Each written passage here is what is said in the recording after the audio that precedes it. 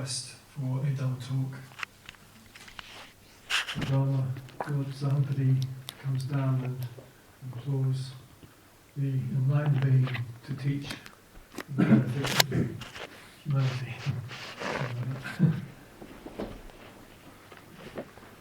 Namo tassa bhagavato arahato samma sambuddhassa. Namo tassa bhagavato arahato samma sambuddhassa. Namo tassa bhagavato arahato samma sambuddhassa. Buddhang Dhammang Sanghang namasami. So I thought I'd just mention a couple of the questions that were asked in the course of today. So one was, do you have a suggestion for dealing with sleepiness, quote, brackets, sloth and torpor, during sitting meditation? And the other one, how do you prevent the mind from overthinking?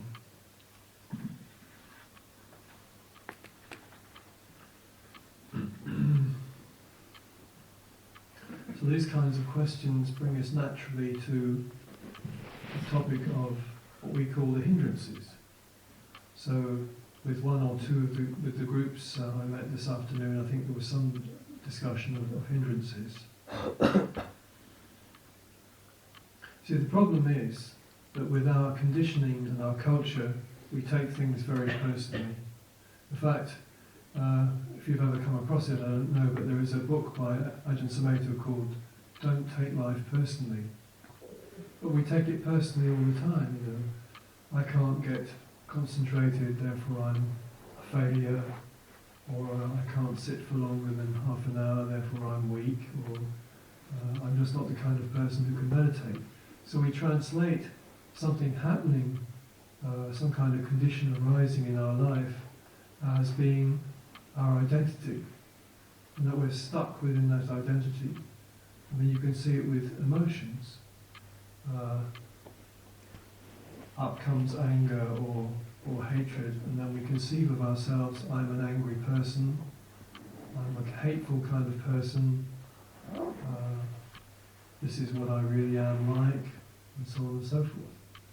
And so in the West, particularly, I think we identify with these things. We can't see through it. There's no escape route. We're just sort of, you know, stuck there, being that which we think we are, being the contents of the mind. But of course the whole teaching and the practice of the Buddha is pointing to the reality, which is we aren't the contents of the mind. That's just particular mind states at particular moments.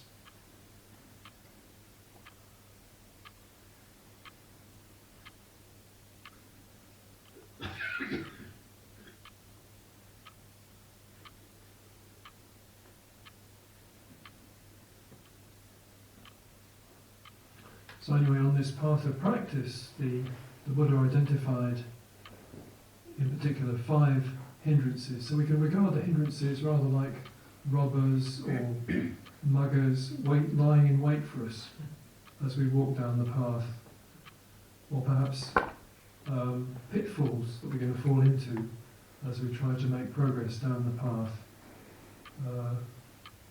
towards greater freedom.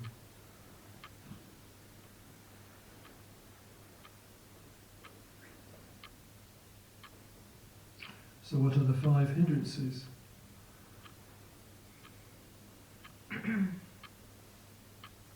Well, the first one is, he identifies as sensual desire, or we could say lust, I suppose. Greed, lust, sensual desire. So we can have desire for all kinds of sense pleasures, can't we? Whether it's eating, drinking, seeing beautiful sights, hearing beautiful sounds, the touch of certain things. The most crucial aspect, I suppose, is sexual pleasure. This is where the mind tends to gravitate. Although any kind of sense of pleasure can be, included within this particular hindrance.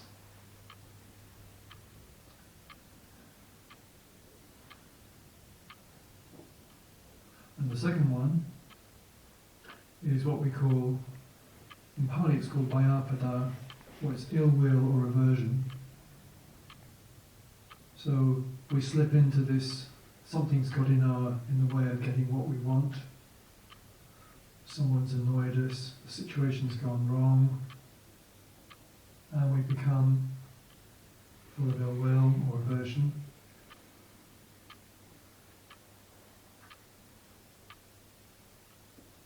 We become blinded by it, overcome by it. So we can be sitting in meditation, apparently tranquil, apparently happy and contented, and suddenly from nowhere there arises in the mind a memory, trigger. Someone said something to us, or something happened to us when we were children, a child, and then all this aversion floods into the mind.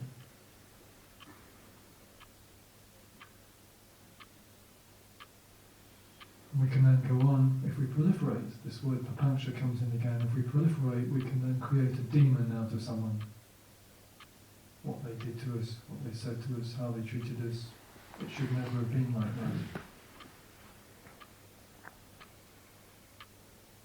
that. And the third one is Tinamida in Pali, which means sloth and torpor. So these are rather erudite words in English, aren't they? But it means dullness, drowsiness of mind. Or sometimes it's in the descriptions of meditation, of what they call the four foundations of mindfulness, it's described as contracted mind. So the mind sort of goes down into itself and sinks down into this kind of sleepy or dull state where nothing much is happening. And if we're not used to being a meditator, if we're not particularly practiced, we may think, well, this is a fairly nice, safe place to reside in. The mind sinks into this little cubbyhole of sleep or dullness and proceeds to stay there until the bell rings. But then this is seen as a big obstacle in the practice, in terms of how practice is generating. The fourth one is Buddhucha Kukucha in Pali, and that's restlessness and worry, or sometimes they say restlessness and remorse. So this is when the mind is constantly moving. It's one of the most unhelpful states. It was, at one time I thought, well, I suffer from all these hindrances, but I don't suffer from restlessness and worry. And I eventually realised this was the one I really suffered from.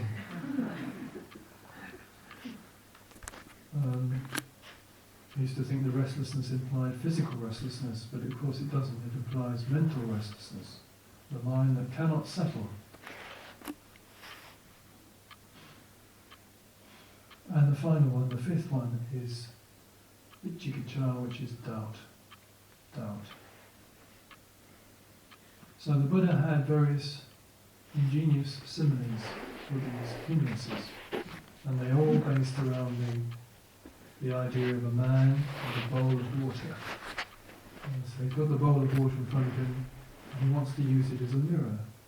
He wants to see his face in this bowl of water, a nice clear picture of his face. But with the first hindrance, which is sensual desire, it's as though this bowl of water has been completely irradiated by a dye.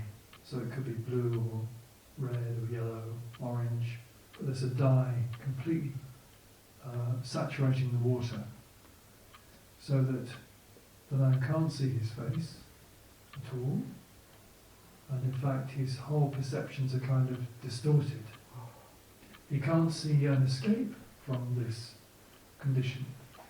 Well, he's caught in sense desire, he doesn't see what really is for his benefit or for the benefit of other people. It's just, his mind is completely coloured, and his perceptions are completely unclear. So the second image is, that's the aversion. The bowl of water is being heated, so the water is bubbling and frothing. And again, you can't see his face clearly. It's a reflection of the kind of heat we feel when we feel really strong ill will for someone or something, the anger that arises. And again, the man cannot see escape from this particular state. He doesn't know what's for the benefit of himself or for the true benefit of himself or for others. The third one is, of course, the sloth and torpor. So in this case, the bowl of water is covered in algae and slime. So again, the man looks in, can't see anything, it's completely covered in these horrible slimy things. And he's kind of, it's like you're stuck there in this world of algae and slime. There's no way of seeing clearly through that. The fourth image, which is of course restlessness and torpor, is as though the water in the bowl is being blown around by the wind. So hot, strong winds are blowing the waters, and all you see are waves, constantly rising and falling, and you can't see the image properly in that bowl of water. And the fifth simile he draws is that of turbid, muddy water and the bowl in a dark place. This is doubt. So sometimes we get trapped in doubt. It can be doubt about our future course in life, where we go from here. Should we take that course or that course? We're kind of paralysed.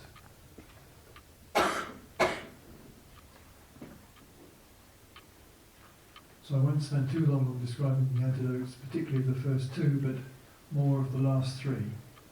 So the first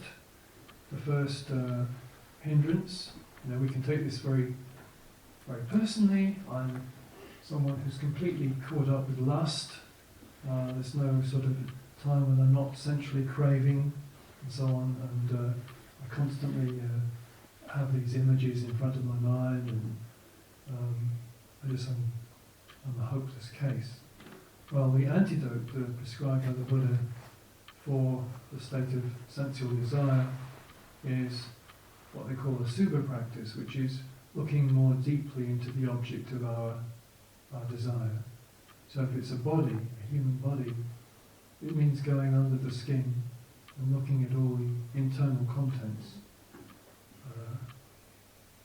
one by one, examining the bile and the phlegm, the blood, the pus, the undigested food, the feces, the hairs, and all the other internal works of a body that functions.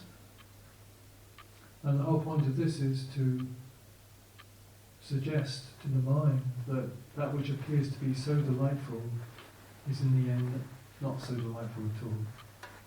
Because all bodies are the same. They all get old, wrinkly, they live long enough, get sick, and then they die. So if we're trapped in the world of desiring bodies, beautiful bodies, and yet all these things, these are conditions which are arising in nature, but also, like everything else, changing, transient, aging, and decaying. So super practice is asking us to look at that, look a bit more deeply into things. Now if there are other sense pleasures involved, for example eating beautiful food, again the kind of reflection a monk is encouraged to do is to imagine this food. First of all, it looks very attractive, right? So it's in front of you, and then you put it in your mouth, and then you start chewing it. And then after only a few seconds, bring the bolus of food out onto the hand, and how attractive is it? And then imagine it going down through the stomach, and all that the stomach's doing to the food, and then what does it come out as at the end of the day? And the same with any other kind of sense pleasure. You can sort of get in under the skin of it, if you want to, and pull the carpet from under it. But of course, if the mind's trapped in the pursuit of sense pleasure, it's not easy for us to do that. We have to be determined if we want to challenge those perceptions, but those perceptions can be challenged. So that's the general direction of the antidote for the first hindrance. Now the second hindrance is ill will and aversion, full of hatred for someone or something. And we see so much of this, don't we, in the world, where all these groups try to kill people. People filled with hatred right around the planet. It sometimes appears from the news, doesn't it? As though humanity has no kindness left, or human beings are demons.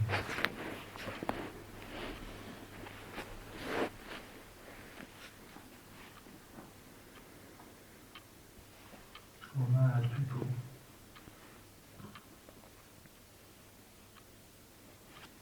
But the antidote prescribed or suggested by the Buddha is this practice of the Dhamma viharas, what we call the divine abidings. And the first of these is metta, which is loving kindness. The second one is karuna, which is compassion. The third one is mudita, which is sympathetic joy. And the fourth one is upekkha, which is equanimity. So we can actually set about cultivating these very healthy mind states. And we've already started doing some metta practice. We'll do some more in the course of the next few days. If we work at it on a regular basis, we can create a kind of fountain of goodwill, or fountain of kindness, that we can go back to and draw upon in our moment of need. And what is the proximate cause for being able to feel loving kindness for people, or for somebody perhaps that we would normally not particularly like? Well, one of the very helpful props in this aspect is in this practice is to look for the good in someone. So we may normally see this person as objectionable in many areas. You know, they're like this, they're like that, they do this, they do that. And they've been like this kind of person for so many years, and so on and so on. But then you look at them right now, is there nothing about them that's good? Nothing at all? And look at the person, and usually you'll find something that you can relate to as being good. Something that you can respect or appreciate about them. So in the terms of this antidote, this particular way of dealing with hindrance, we tend to look then at the positive aspect of the person. There's no one who's all good, there's no one who's all bad. So we put aside all the negative perceptions we have around a person, we concentrate on the positive ones.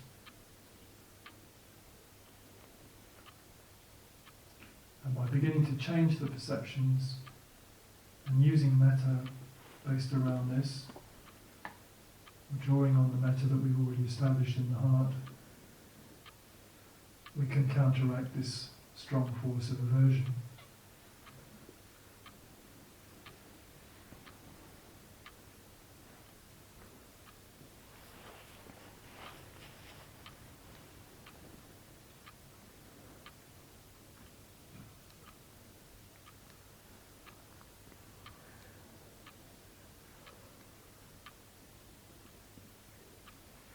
Now the third hindrance is called sloth and torpor, Dhammanando.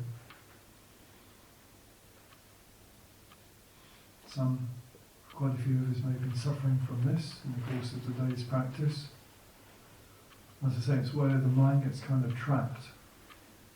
This state seems to overwhelm us. Contracted mind. And whatever we do, it appears we can't break out of it. You know, we might try with an effort of will, I want to wake up, or I want to be more alert. But somehow we can't do it. So there are a whole series of recommendations. Now the most subtle of these, and the most difficult, is investigate the sleepiness, investigate the dullness. It can actually be, if you are actually watching it as an object and not identifying with it, you can go into it and begin to investigate it without being caught by it. You can also notice that it arises and it passes. It's impermanent. But the sort of more standard recipes for this are to possibly to change the posture, if it's standing up, if you're sitting down, or walking if you're standing, that kind of thing, so you become a bit more active, or it's a bit more precarious, so you have to sort of be awake. Or you can splash your face with water, or you can breathe the cold night air.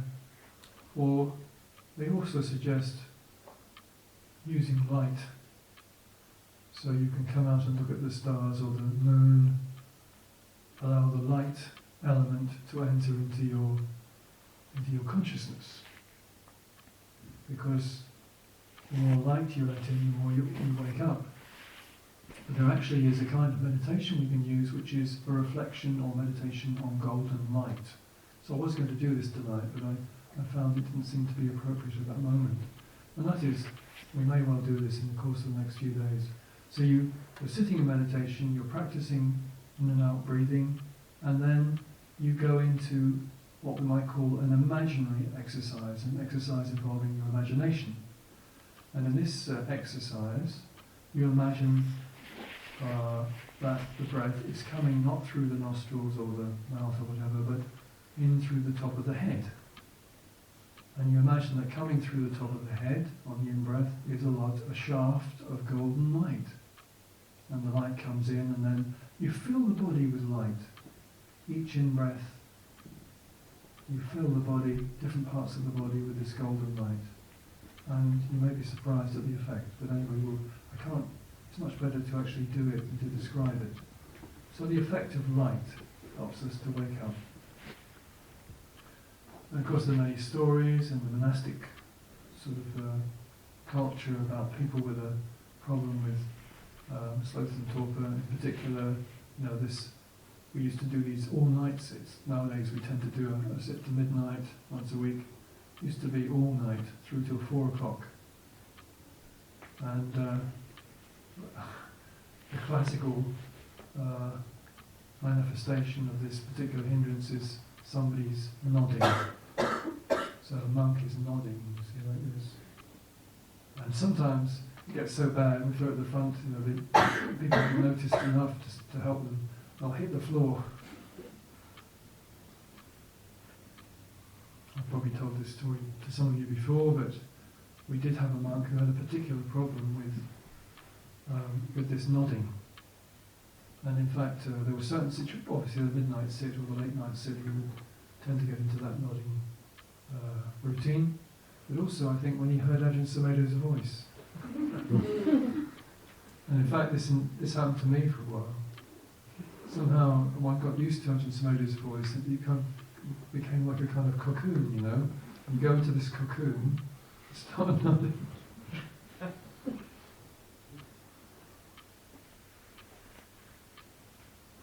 So ingenious devices were employed in the gung-ho early years at Chithurst. One monk, and they used to have an asana, it's a place where the monks sit, which went three-quarters of the way around a room, and in the middle of it was a kind of pit where the lay people would sit on a lower level. So the monks were sort of all round the edge of this asana, and this guy would be perhaps nodding. So he decided to use the technique of placing a book on his head.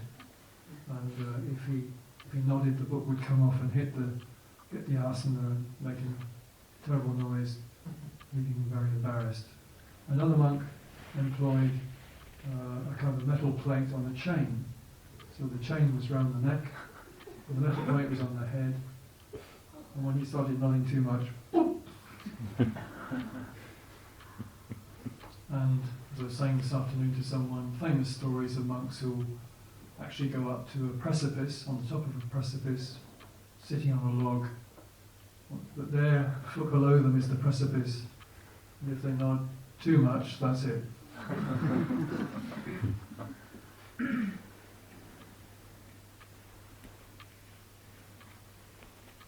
But the main thing is to recognise what's going on and then to try to do something about it, to find skillful means that work for you. So it could be as simple as this, just to paying attention to the posture. If the posture is slumping a bit, leaning over, that's aiding the sloth and torpor. So can you bring the attention back to the posture, straighten up the posture, and then open the eyes.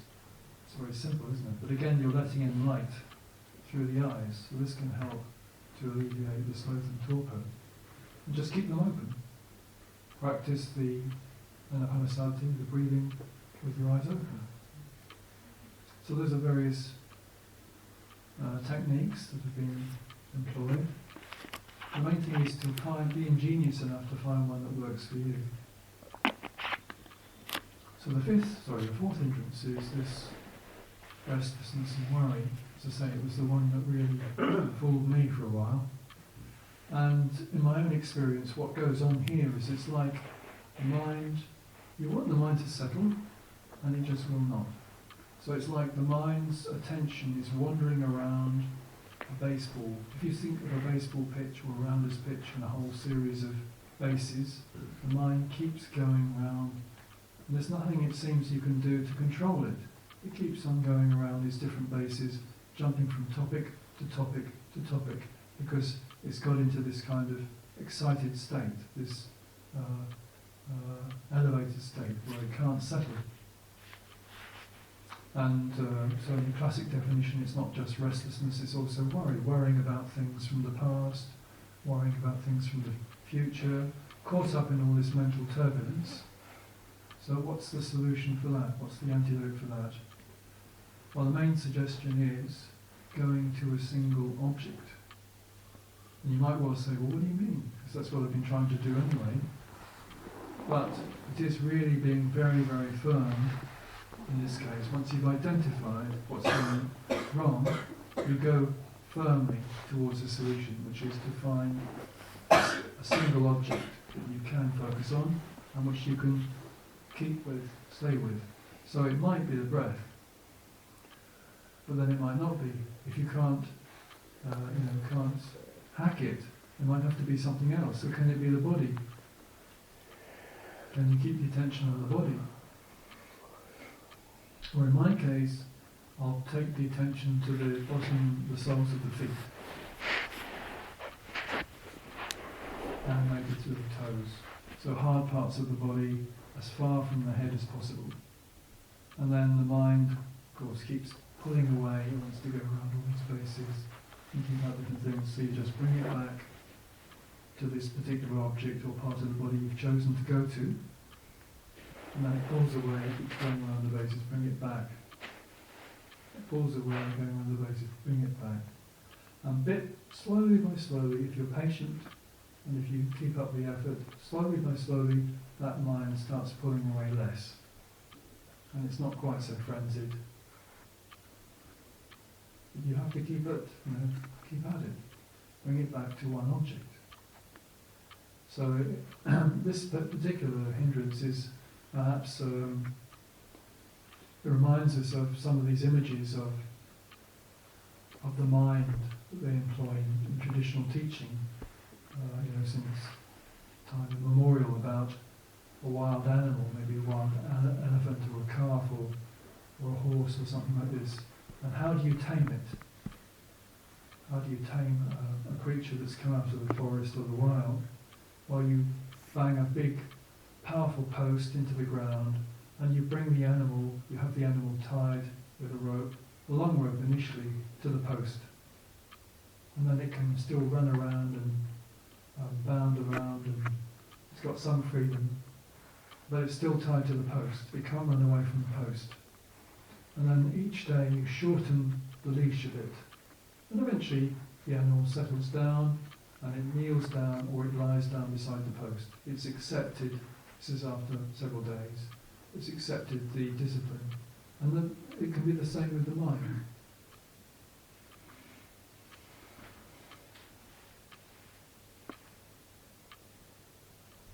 And then the other hindrance is this murky one of doubt.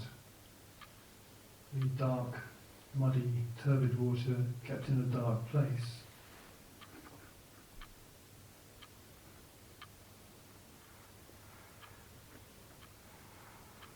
So in particular, in the Buddhist practice, we think about the doubt as being concerning the path or the practice.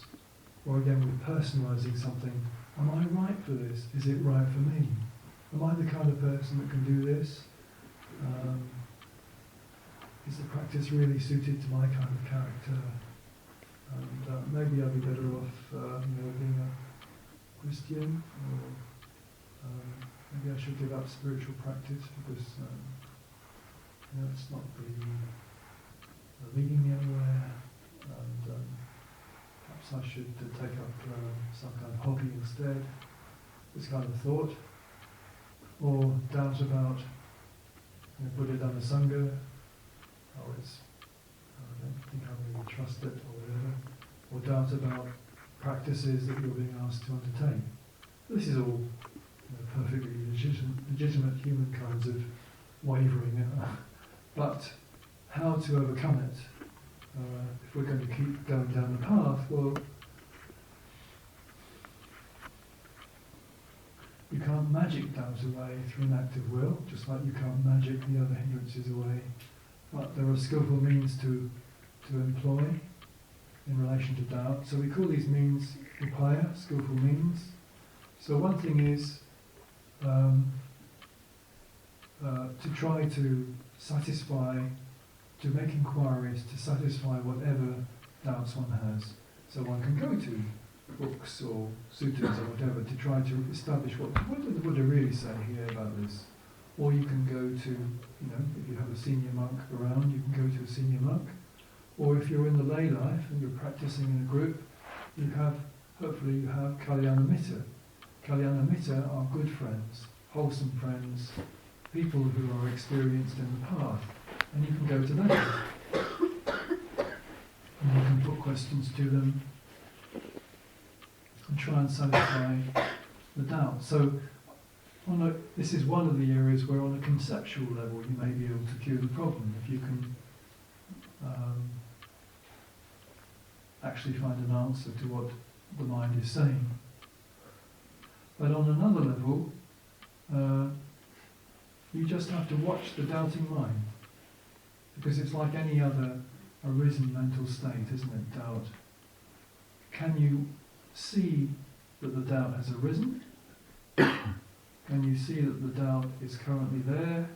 And then can you see when the doubt has passed away? And then you know, well, that was a transitory mental state. It was like everything else, it was impermanent. So is that doubt me, or am I that doubt? Now it's like all these other states. It arises, it comes to fruition, and then it passes, it disappears.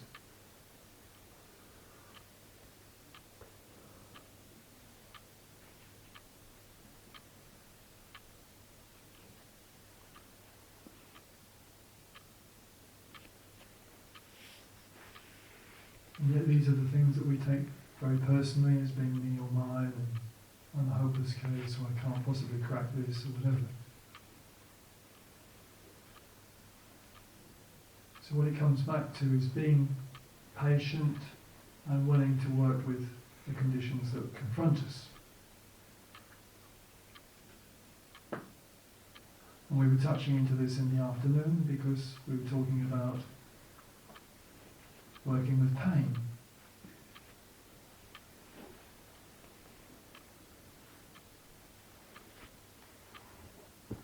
But the recommendation is not that we just sit there and grit our teeth and endure it. We can investigate pain. And above all, we need to be aware that when we have a physical sensation, it can trigger a mental reaction. So if we get this papancha, this mental proliferation, and we follow these thoughts which tell us that we're in such terrible danger, or we have a terrible condition, or I can't bear it, it's unendurable, it's unendurable, it's unendurable. So we tell ourselves these things, we believe the thinking, and we're carried away on that. So we have to go back to the actual sensation itself and bear with it, try to bear with it. I'm not suggesting putting yourself into kind of physical danger in terms of getting a permanent injury. No, I wouldn't do that, but the truth is that in the modern world where we've had these up-to-date drugs and medical care and so on, we're not very good at bearing with things. Unlike, for example, animals have to bear with things. Across the road from this monastery we have a few ponies and a donkey in a field. They've been standing in that field all through the winter, all kinds of weather, generally cold, wet. All they can do is eat some hay. There's hay put out for them, but they bear with it in a way that humans nowadays we couldn't even conceive of, at least in our culture.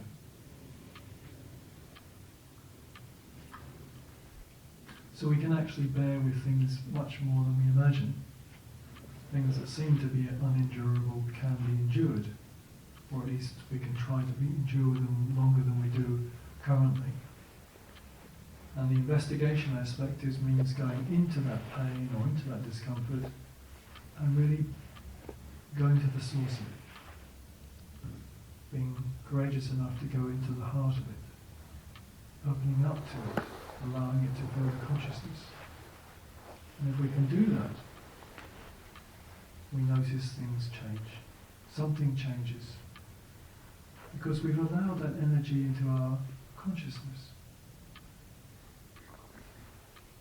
And so on the physical level, as on the mental and emotional level, there are things that really are crying out to be allowed into our consciousness, to be recognized, to be allowed in, which we just want to push away. Oh, I don't want to know that. I really don't want to know about that. It's just too unpleasant. So I think I had that on a number of occasions with anger and ill will. I just didn't want to know about that side of myself. I remember one night in the temple, sort of deliberately trying to open up to this ill will and anger, and suddenly feeling more whole. It wasn't very nice to open up to it, but feeling more whole as a result. I allowed it in to consciousness. And the same we can do with physical discomfort too. So, the Buddha is always talking about khanti, patient endurance, as being the foremost austerity, one of the as a barami, a virtue or a perfection. And I've got here a quotation from a Christian saint and a Hindu mystic. So this is from St. Francis de Sales. I'm not sure whether he was Spanish or Portuguese, but okay, this is what he said. He wrote in a letter to a spiritual friend. This is what he says. Be patient with everyone, but above all with yourself. Do not be disheartened by your imperfections, but always rise up with fresh courage. I am glad you make a fresh beginning every day. There is no better means of attainment to the spiritual life than by continually beginning again and never thinking that we have done enough. How are we to be patient in dealing with our neighbour's faults if we are impatient in dealing with our own? He who is fretted by his own failings will not correct them. All profitable correction comes from a calm and peaceful mind.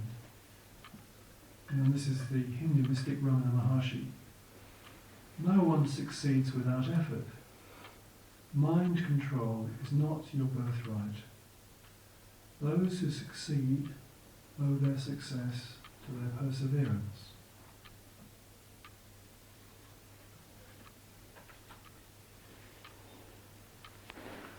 So we have this opportunity just in these few days to explore these kinds of area and our responses to them. We can catch the reaction as if in a mirror, as the mind goes down an habitual track. Constantly, of course, in our lives, we seek out pleasure, we seek to run away from pain. Don't give me the unpleasant, only give me the pleasant. But in the Buddha's teaching, it's very clear that these are two sides of the same coin, the pleasant and the unpleasant. You can't have one without the other. We're addicted to seeking pleasure from our senses, from the body, some more than others. But if you have a body, there's no way it's just going to be pleasant. You have to have the unpleasant as well.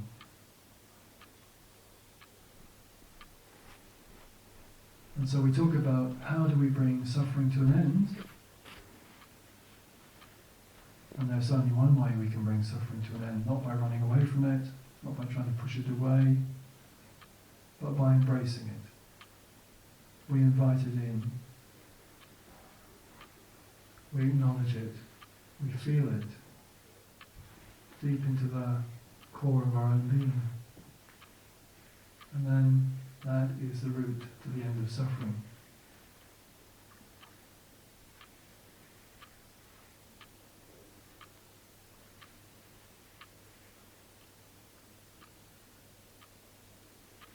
So in the John Lennon song, I think he said, feel your own pain.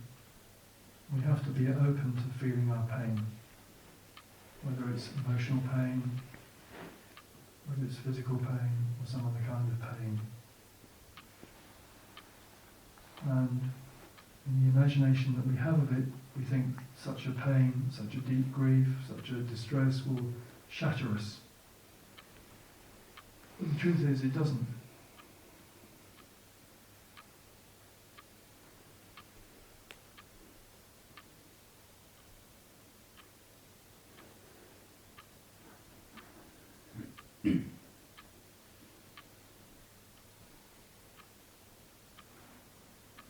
So on one level we have to be a kind of warrior. We have to enter into battle, prepared to endure whatever it is we have to endure.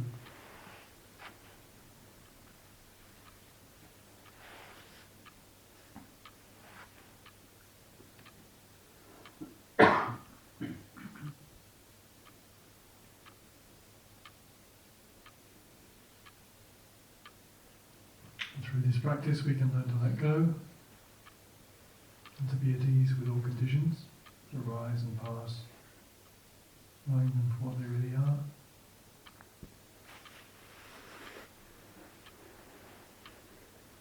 No longer being deluded by the conditions,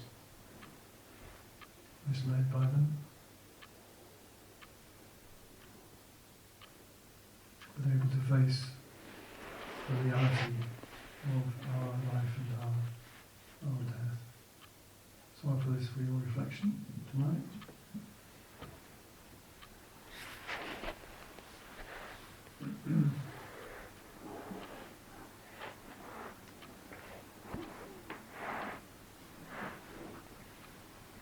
So we have a number of reflections in the back of this book, and it might be nice to go to 5 subjects for frequent recollection.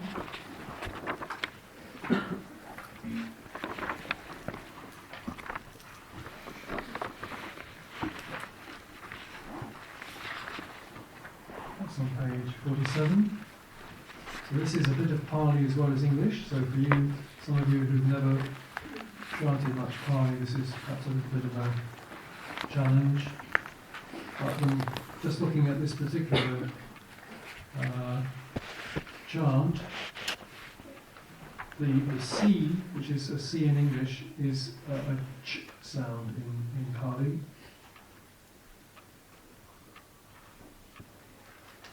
DH is like, sounds like D, D.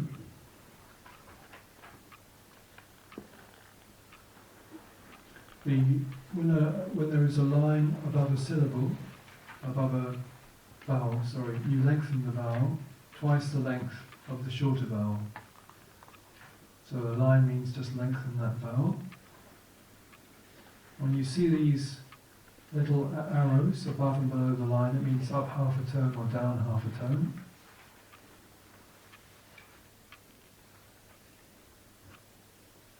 I think there's one mistake here. So if you go to the the fifth verse, it says kamasa kami. I think it was kamasa komi. I think should be kamasa komi. Let's give it a go.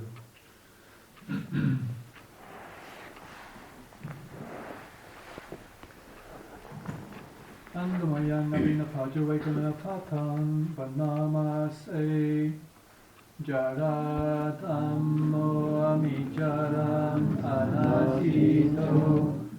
I am of the nature to age. I am not gone beyond aging. Payaditammo amipayadim anatito. I am of the nature to sicken. I have not gone beyond sickness. Amaratam omimaratam anatito. I am of the nature to die. I have not gone beyond dying. Savehi me piyehi manavehi nanabhavo vinabhavo.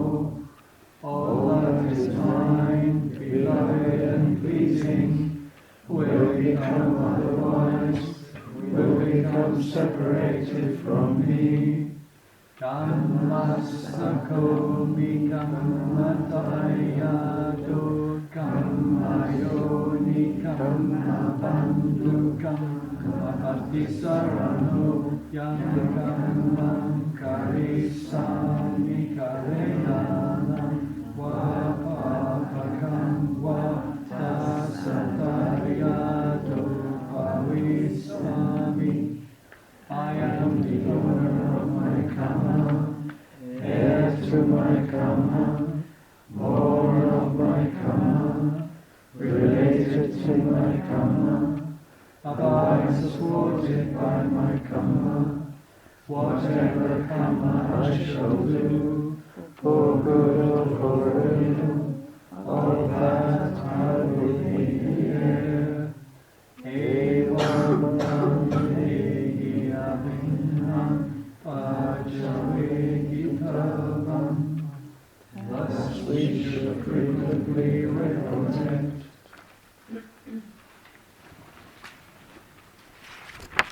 So now we go to the closing homage, which is page 27.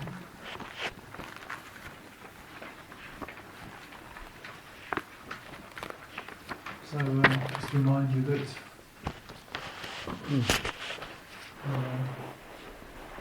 we start tomorrow at 5:30. So we tighten the screw slightly. But hopefully you have a good night's sleep and wake up in time and be here at 5:30.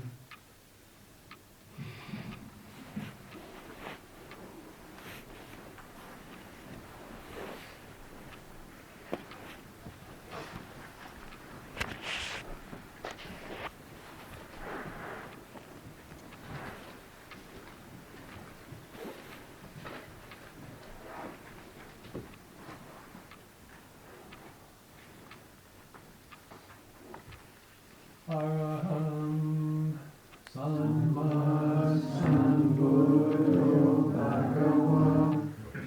The English, no, sorry. Okay.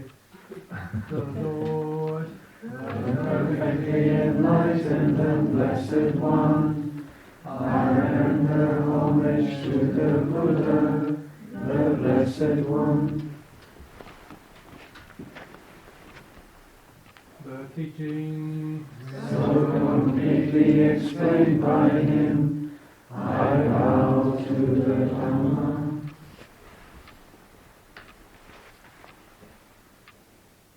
The Blessed One's disciples, who have practiced well, I bow to the Sangha.